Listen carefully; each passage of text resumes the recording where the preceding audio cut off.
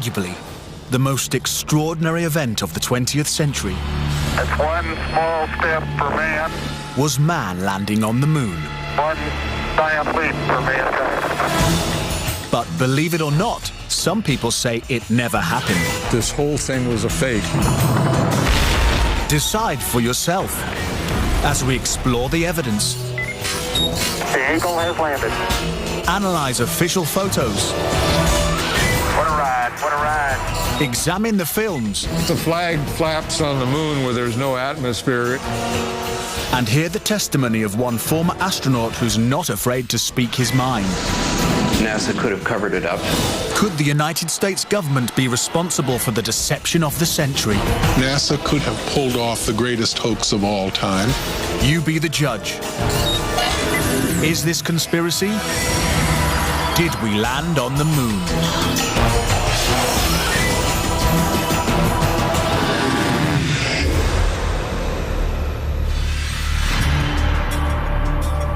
On July 16th, 1969, the world held its breath.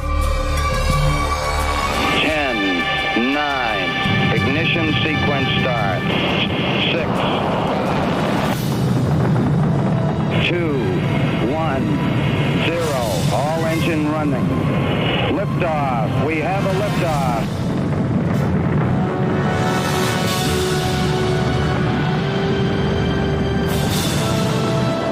Apollo 11 blasted into space, beginning its 250,000-mile journey to the moon.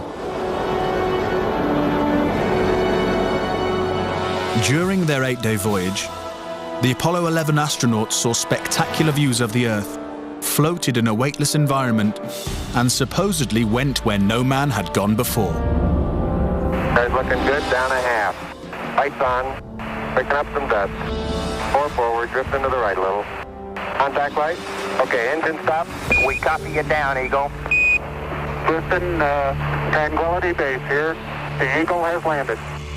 But did it? Did they really land on the moon? Most of us think so. Millions of people watched on television as the lunar lander touched down, and these unforgettable words were spoken. It's one small step for man, one giant leap for mankind. But even today, there are those who claim that believing in man's one small step requires one giant leap of faith. Bill Casing was an analyst and engineer at Rocketdyne, the company that designed the Apollo rockets. There were many problems that evolved during the 60s that led people to believe that we're never going to make it to the moon.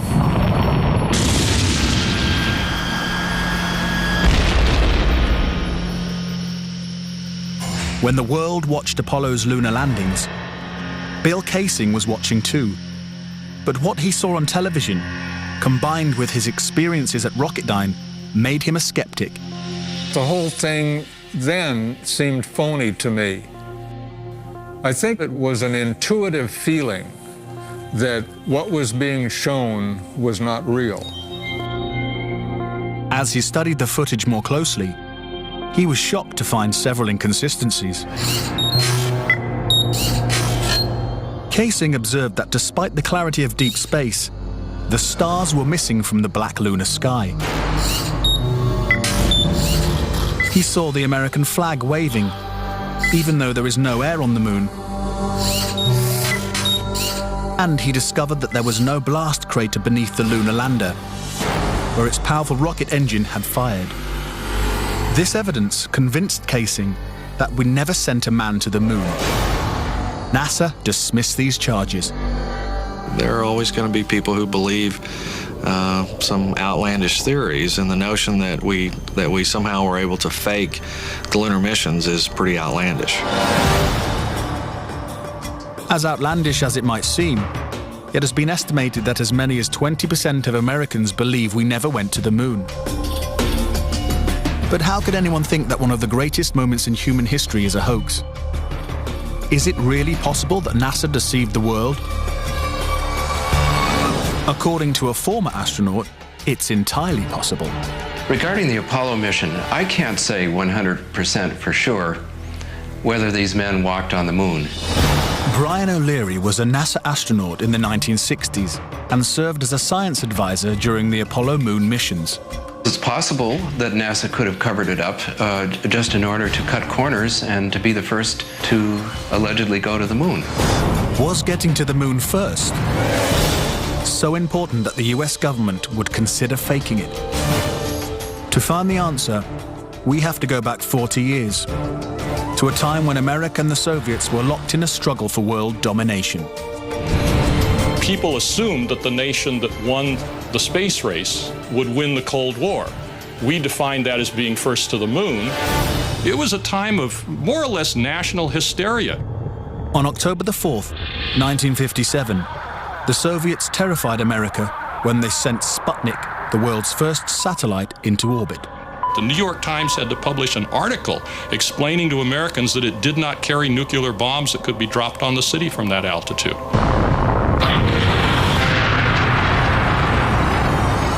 The American public's fear of nuclear annihilation intensified as Russia took the lead in the space race. House Speaker announced in Congress that we may be headed for extinction. Many feared that the Soviet Union's ultimate goal was to put a missile base on the moon. Meanwhile, America's space program was having difficulty even getting off the ground. The chances of getting to the moon and returning safely to Earth were something like 0.0017%. In other words, virtually an impossibility. What actually happened, in my mind, is that during the 60s, they said, if you can't make it, fake it.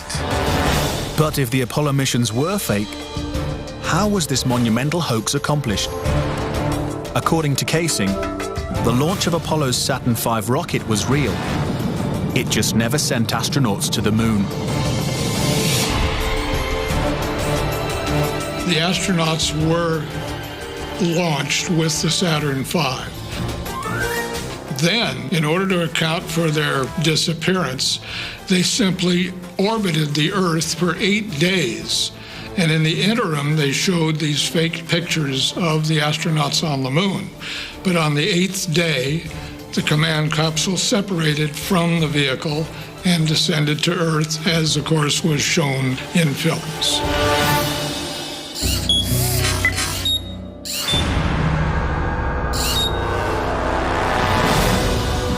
This theory inspired the 1978 movie Capricorn 1, in which the government attempts to fool the world by faking a mission to Mars. We do not claim this planet in the name of America. We claim it in the name of all the people of the planet Earth. The Apollo footage is strikingly similar to the scenes in Capricorn 1. Producer Paul Lazarus suggests that the film's plotline could be more fact than fiction. I believe, had they wanted to, that NASA could indeed have pulled off the greatest hoax of all time, never sent anyone to the moon, and recreated it in a television studio. And I believe it could have been done at that time. The technology was in place. The footing is solid. The surface seems powdery. Surface is fine and powdery. I can pick it up loosely with my toe. What we put up on the screen was our own simulated version of whatever we could do within a $4.8 million budget. But with NASA's $40 billion budget, Casing believes they had the resources to pull off a hoax if they couldn't make it to the moon. The reason I believe that NASA and the government faked the moon landing was basically it was technically impossible to do it. And they simply had to come up with some sort of alternative that they felt the public would believe.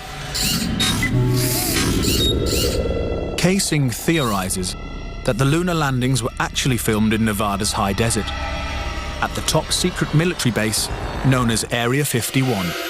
Area 51 is one of the most heavily guarded facilities in the United States. If you went in, and tried to get some information, you could be shot and killed without any warning. Russian spy satellite photos of Area 51 reveal not only a series of hangars that resemble movie sound stages, but also barren moon-like areas, which coincidentally are covered with craters. Compare this photo of a lunar crater, allegedly taken from the moon's orbit by Apollo 10, with this satellite photo of a crater at Area 51. Even astronauts acknowledge the similarity of the terrain. It has a stark beauty all its own. It's like much of the high desert of the United States. Could billions of people really have been fooled into thinking the Nevada desert was the moon? Casing believes it's possible, and maybe the real reason Area 51 is so heavily guarded. This is a very secret base, and with good reason, because undoubtedly the moon sets are still there. And if they are, no one's getting a look at them anytime soon. Up next, Tranquility Base here. if the lunar module landed with 10,000 pounds of thrust, why is there no blast crater? Plus, was this footprint really made on the moon? And later, 10 astronauts die under strange circumstances. How far could the conspiracy reach?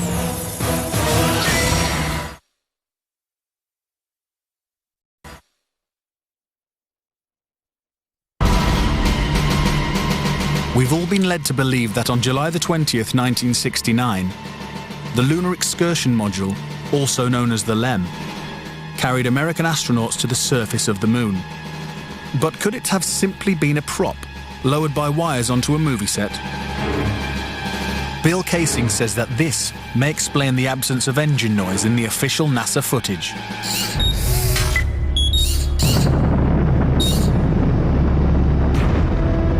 The noise level of a rocket engine is up into the 140, 150 decibel range. In other words, enormously loud.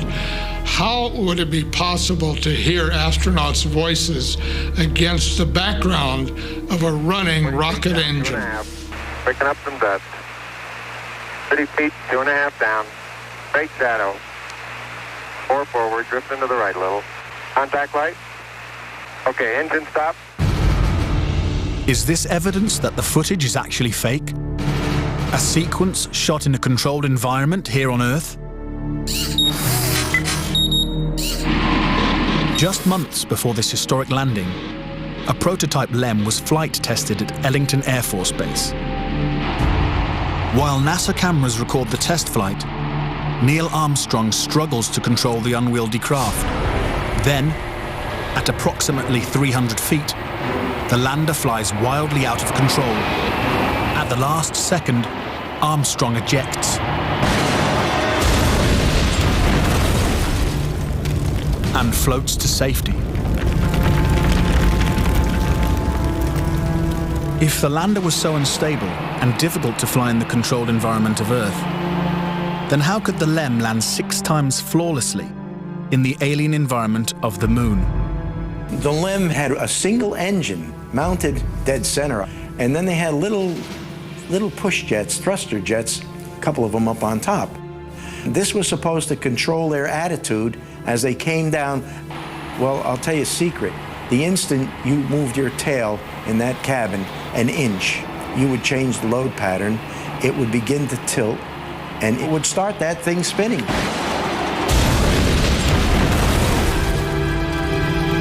The arguments that have been arrayed on the side of those who believe that the lunar landings were a hoax are very elaborate, and they have to be to support a theory like this. In the end, there's one set of evidence that is irrefutable, and that is that there are footprints, boot prints, still in the lunar surface.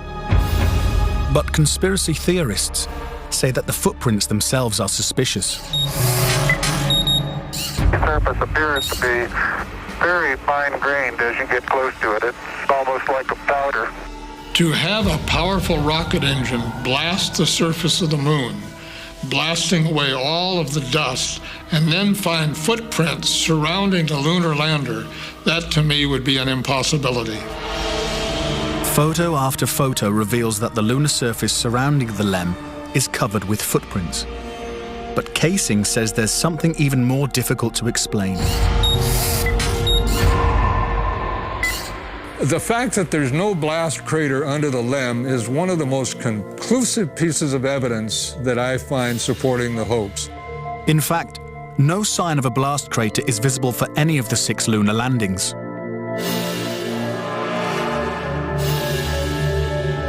But LEM specialist Paul Field says he can explain why the lunar module left no crater when landing on the moon.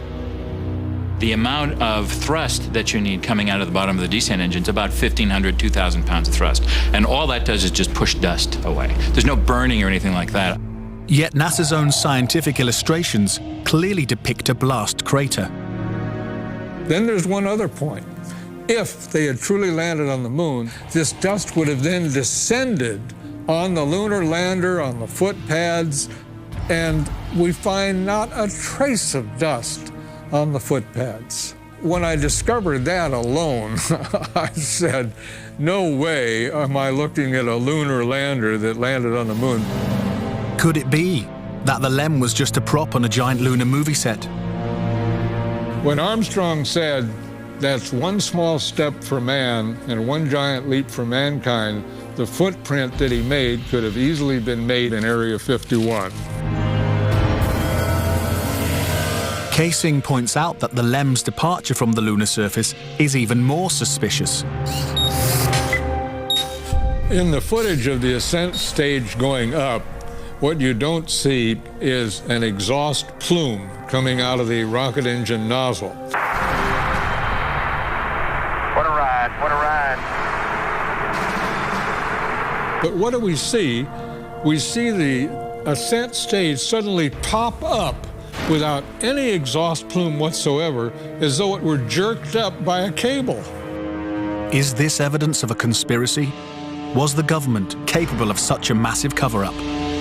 To propose that this was all faked and a hoax, they have to say that every piece of evidence, that every physical, scientific test that one could offer to support the reality of the lunar landings, they have to say that all of those are fake. I would say that my conviction that Apollo was a fake was really not according to one specific piece of evidence, but it was cumulative. This whole thing was a fake.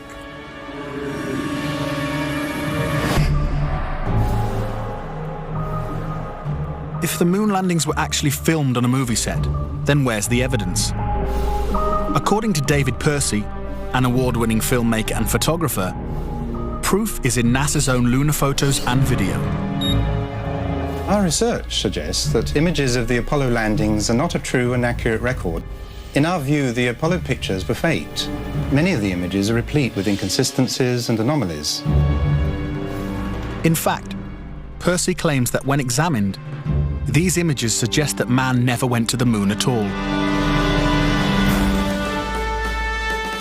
This famous scene of a man taking his first steps on the lunar surface is one of the most recognizable in history. But why are such important images so grainy and hard to see? And we're getting a picture on the TV. You had a good picture, huh? NASA claim this is the result of 1960s technology. If you go back and look at it, the Apollo 11 mission was some pretty awful video by today's standards. These were ghostly images. It just did not look very real at all.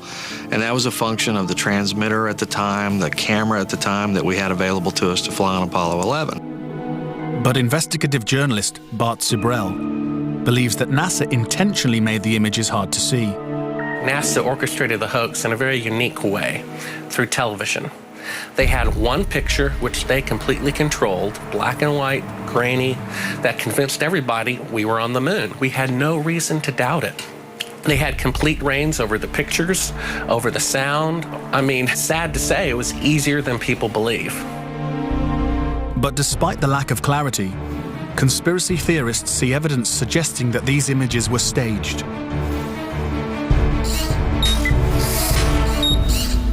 It's absolutely unreal. Although it appears that the astronauts were moving in the moon's gravity, which is 1/6 that of the Earth, Percy notes that when the speed of the film is doubled, the astronauts appear to be running as if in Earth's gravity.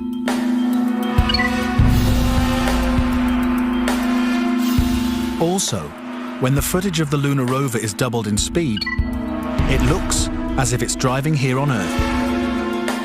But there's another reason some believe the Apollo missions were shot on Earth.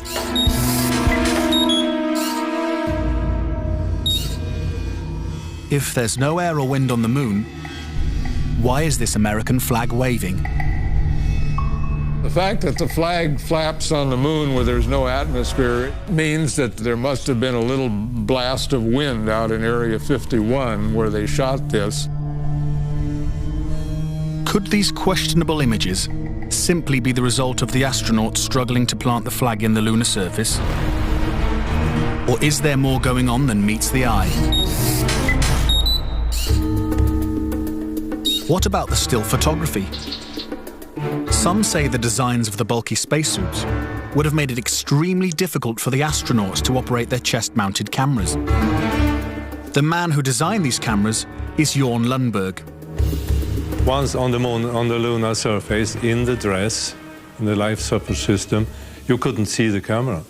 They couldn't bend their head that far down. They had no viewfinder, they had to aim by moving their body. Click, click, click. If the cameras were so difficult to manipulate, how were thousands of photos taken with crystal clarity and precise framing? The pictures that we see that allegedly were taken on the moon are absolutely perfect. But with closer examination, Casing says flaws begin to emerge. Coming up next, tragedy strikes the Apollo program. The program could be stopped dead in its tracks. 3 astronauts die in a pre-launch simulation. But was it an accident? He was going to blow the whistle on the whole project. And later, could the astronauts have survived a trip into deep space? Before they got 1/2 way to the moon, they would have picked up a death dose of radiation.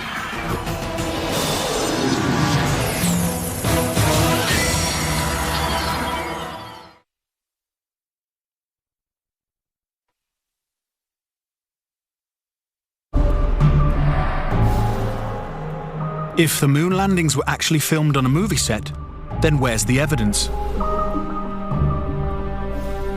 According to David Percy, the proof is in NASA's own lunar photos and video. Our research suggests that images of the Apollo landings are not a true and accurate record. In our view, the Apollo pictures were faked. Many of the images are replete with inconsistencies and anomalies. Unfortunately, errors were made which are now being discovered. Conspiracy theorists point out that lighting is a major flaw in the lunar photos. Case in point, on the moon, the astronauts' only source of light was the sun. They had no extra lighting, no flashes or things like that. Yet in this photograph from Apollo 14, the shadows are cast in different directions, suggesting multiple light sources. The shadows cast by the rocks in the foreground should have been east-west, like the LEM shadow.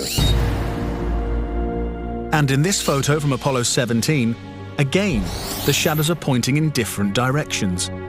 Outside in sunlight, shadows always run parallel with one another, so the shadows will never intersect. Conspiracy theorists say it's not just the shadows that indicate the use of additional lights, but what has been photographed in the shadows. For example, here's an astronaut who descends into a huge shadow cast by the lunar module, yet his entire body is still visible. How is it that he has not been shrouded in darkness? Here is the same maneuver from another Apollo mission. Again, the astronaut is brightly lit in what is obviously dark shadow. And in this picture, The sun is directly behind the astronaut. His figure should be a silhouette. Yet even the smallest characteristics of his suit are recognizable. It seems like he's standing in the spotlight. And I can't explain that. That escapes me. Why? And finally, in this picture, with the sun behind the lunar module, the front of the craft is clearly visible. The words United States are crisp and clear. How could these backlit pictures be so detailed? It's because there's more than one light source, which means they're not on the moon. But NASA simply dismissed these arguments. There are a number of claims that the pictures taken by Apollo astronauts were faked. And there are so many, it would be an exercise in futility to go off and try to answer all of those. But the questions continue. Why do some of these images shot at different times in different places appear to have identical backgrounds? These two photos seem to have the same mountain backdrop, yet the lunar module is only present in one of them. Seemingly impossible, since the LEM never moved and its base remained even after the mission. What a ride, what a ride. Some suggest the same artificial background was used when shooting two entirely separate pictures. Background discrepancies are also apparent in the lunar video. The best evidence are some pictorial anomalies in the photographic record of the trip to the moon. There is one for Apollo 16 where the same shot, the same hill, appears in 2 different days. This tape was shot on what was reported to be the first of Apollo 16's lunar excursions. But it couldn't pick a better spot. And this video was from the next day, at a different location. That is the most beautiful sight. NASA claims the second location was 2.5 miles away. But when one video is superimposed over the other, the locations appear identical. The conspiracy theorists see that as evidence that we didn't go to the moon, that it was staged, and the opposite point of view is that it's a case of bad editing. It's absolutely unreal. Conspiracy theorists claim that even closer examination of the photos suggests evidence of doctoring. For reference, crosshairs were permanently etched into the lunar cameras, so they would have to appear on top of every image. But in this photo, a crosshair is behind a part of the lunar rover. This situation is impossible and has to be the result of technical manipulation and doctoring of the image. And in this photo from Apollo 11, the equipment in the foreground is covering the crosshair, not behind it. And in another from Apollo 12, the American flag is covering one crosshair, and the astronaut is covering the other. When presented with these questionable photos and videos, NASA refutes the conspiracy theories. Some range from incredibly complicated to incredibly goofy. There are arguments that are wrong optically, they're wrong physically, they're wrong scientifically, they're wrong historically. There's a great deal of claptrap that is sort of woven in to these arguments. But despite what NASA says, conspiracy theorists still insist that Apollo was a hoax. When I looked at all the pictures and all the footage, I'm absolutely convinced, I bet my life on it, that we didn't go to the moon. I know for a fact that we didn't. If what conspiracy theorists say is true, how could NASA perpetrate such a widespread hoax without someone from the inside blowing the whistle? Virgil Gus Grissom was selected as one of the original 7 astronauts. A family man and veteran of several space flights, he was a national hero and was likely to be the first man to walk on the moon. But Grissom was also an outspoken critic of the space program and was quoted as saying, "Someone's going to get killed." Unfortunately, Grissom's worst fears were soon realized. On January 27, 1967, 2 years before the first moon landing, Grissom and his crew boarded the Apollo 1 capsule for a full-scale simulation. Problems began almost immediately. First, the capsule's communication systems failed. You copy? No, I didn't read you, Chuck, at all. I can't read you, Chuck. You want to try the phone? Hey, how do I get the moon? We can't fly between three buildings. I can't hear a thing you're saying. Suddenly, the capsule burst into flames with the astronauts sealed inside.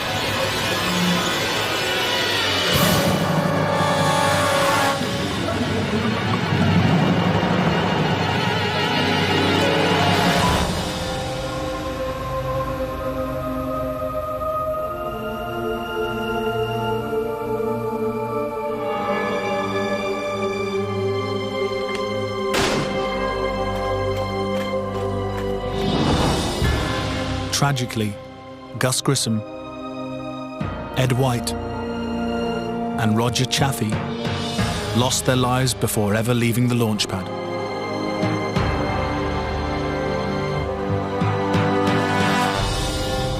Gus Grissom's family believes the Apollo 1 fire was no accident. I think it was intentionally sabotaged by someone. It's been a question in my mind, what was found in the accident investigation and how was that handled? Was the CIA involved or whoever? But it was done intentionally. Grissom's family doesn't know who was responsible for his death or why it happened, but they say NASA knows the truth. Gus gave his life for this program, and I feel like that it is up to NASA to come forward and give us a direct answer to what really happened. Were Gus Grissom and the Apollo 1 astronauts victims of a tragic accident? Or were they intentionally silenced because they knew too much? We may never know. The cause of the fire is still a mystery, and the capsule remains locked away at a military base.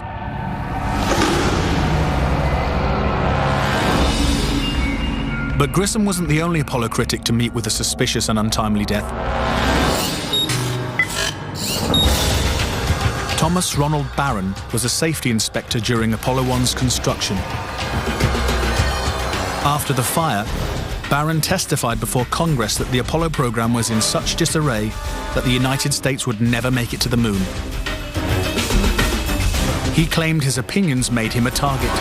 Has there been any pressure on you by NASA? Nothing. We were, my wife and I were somewhat harassed at home when this first thing broke some time back, but it's going away now. As part of his testimony, Barron submitted a 500-page report detailing his findings. There was a real fear that the program could be stopped dead in its tracks. Then, exactly 1 week after he testified, Barron's car was struck by a train. Barron, his wife and stepdaughter were killed instantly. I believe that Thomas Ronald Barron was murdered because he had the truth to tell about the Apollo project. Barron's report mysteriously disappeared, and to this day, it has never been found. But the Apollo program continued. And so did the string of untimely deaths.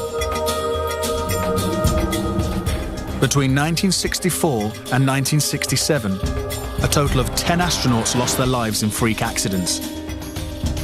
These deaths accounted for an astonishing 15% of NASA's astronaut corps. To keep something that's alive wrapped up and covered over, you've got to eliminate all the people that can talk about it. Could the government have gone this far to pull off such an elaborate hoax? NASA says it's impossible.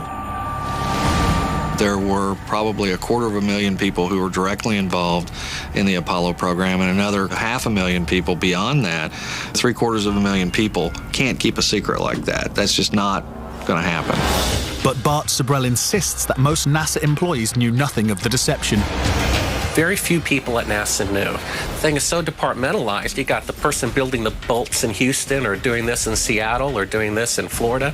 No one knows the full picture. So, you had no one seeing the full picture of anything except a handful of people. If the conspiracy theorists are right, and only a few people knew the whole story, then the truth may remain buried forever.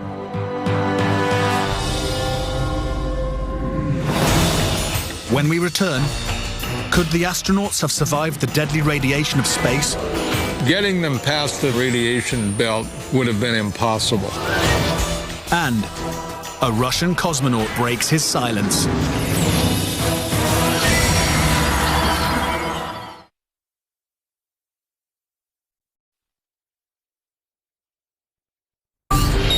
Suspicious deaths, evidence of doctored photos, and flags waving in the airless vacuum of space are not the only reasons to doubt that we ever went to the moon. Some say the astronauts could never have survived the trip. The reason why they couldn't go to the moon is because of a phenomenon that few people know about called the Van Allen radiation belts. 500 miles above the Earth, these bands of intensive radiation surround our planet and are thousands of miles thick. Any human being traveling through the Van Allen belt would have been rendered either extremely ill or actually killed by the radiation within a short time thereafter. Other than the Apollo missions, no other manned space flight has attempted to pass through this deadly radiation. Every manned mission in history, Gemini, Mercury, Skylab, the Space Shuttle, has been below the radiation belt, all except going to the moon. To protect the astronauts, the capsule would have needed 6 feet of lead shielding, according to physicist Ralph Rene. Obviously, the only shielding they had was the literally paper-thin outer hull of aluminum, and their suits consisting of glass fiber, some aluminum fibers, and silicon rubber. It's very interesting concerning radiation that the astronauts were protected by a thin film of aluminum when here on Earth they put a lead shield on us when they take a dental x-ray. Some theorize that if the Van Allen belts didn't kill the astronauts, even deadlier doses of radiation deeper in space would have. Violent explosions on the sun, called magnetic storms, flood space with intense radioactivity. A magnetic storm will come along, and that can increase the intensity of the radiation belts by maybe 1,000 times above what it was before. According to Rene, the Apollo 16 missions coincided with one of the sun's most intense storms ever recorded. Around the rotating sun came this immense flare, the biggest one of the 20th century. It went on for 3 or 4 days. All the while it's slowly rotating around. Although the effects of radiation are horrific, ranging from hair loss to cancer to death, the solar flares had no adverse effect on the Apollo 16 crew.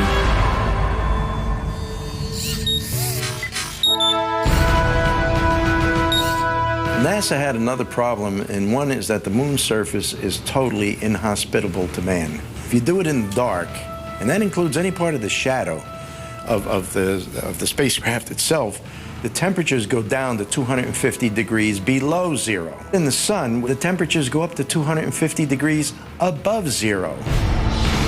Rene also theorizes that the astronauts' liquid-cooled spacesuits could not have provided sufficient protection from the intense heat and radiation. But NASA maintains that this hypothesis is wrong.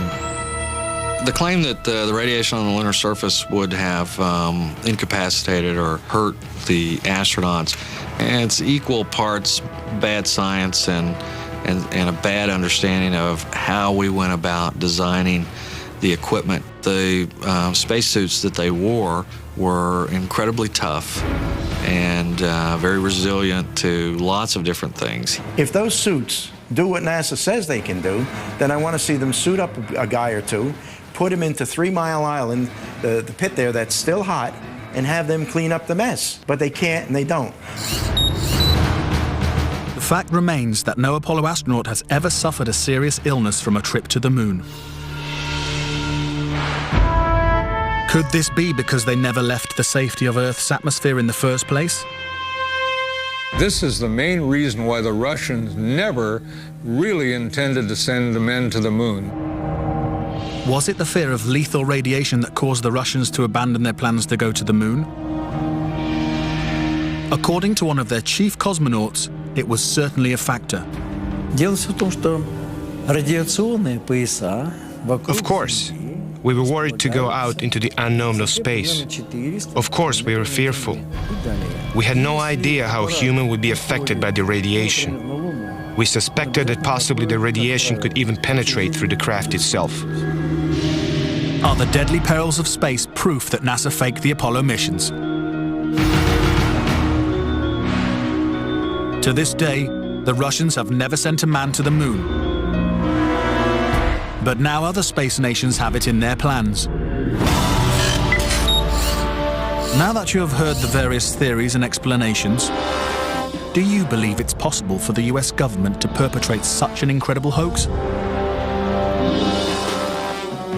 Is it conceivable that, with its $40 billion price tag, the Apollo program was nothing more than the most expensive movie ever made? It is my personal belief, and I totally believe this after all the years of research I've done on this, that NASA never landed a man on the moon. I would say that anybody who believes that we did not go to the moon is an absolute nut. Anyone that wants to call me a kook or a nut or a crackpot, they're welcome to do that, but they're also welcome to go examine the evidence, which is everywhere. Bottom line, the United States went to the moon in the 1960s and the 1970s. End of story. Is there any way to put this controversy to rest once and for all? The only thing experts agree upon is that the answer is 250,000 miles away. If NASA truly landed on the moon, remnants of the 6 successful Apollo missions would have been left behind. The base structures of the LEMs, the abandoned lunar rovers. Even the American flags would still be standing at each landing site. I would like to invite NASA and all of their supporters to simply take the most powerful telescope on Earth and see if there's a lunar lander there. If there's a lunar lander there, I'll never say another word about an Apollo hoax. If there's no lunar lander there, I'll rest my case. And the conspiracy theorists may soon have an answer. In recent years, Japan, India and China, amongst others, have entered what some believe to be a new space race, sending orbiters and probes to the moon and men into space. If the moon landings are a hoax, it is likely someone will find out soon. In 2009, NASA also sent a lunar reconnaissance orbiter known as the LRO to the moon. Its primary objective? To conduct investigations that prepare for future lunar exploration. Following this, and as recently as 2011, NASA released the clearest images yet of what they say are the Apollo 12, 14 and 17 landing sites. In all pictures, the base structures of the LEMs, the abandoned lunar rovers, and the discarded equipment of surface experiments can be seen. But will these new images silence the detractors? Do objects from the Apollo missions linger on the moon in silent testimony? Or is the conspiracy theory true? With such renewed interest in moon exploration, the indisputable truth may soon be out. But until such time, the question remains: did we land on the moon?